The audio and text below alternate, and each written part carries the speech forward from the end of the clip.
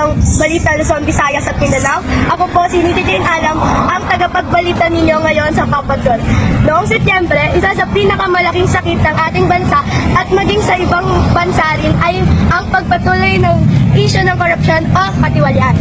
Ang korupsyon ay nakaukit na sa loob ng ating sistema at naisasagawa sa pang-ekonomiya at panlipunang mga kadahilanan na may pansariling interes at isang baluktot na kahulugan ng katapatan sa mga kaibigan at kamag-anak.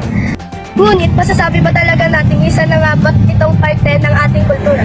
Kaya nandito po ako ngayon sa Speedy Butas upang interviewin ang Pilipinong naghihirap at galit na galit sa korupsyon.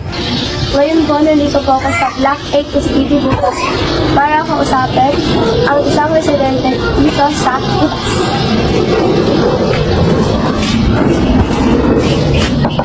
Ako po. Ayun po. Nandito po ako para magtanong sa inyo. Galing po ako sa Papatrol po para magtanong lang. Sige. Para sa iyo, ano ang masasabi mo sa korupsyon na nangyayari ngayon?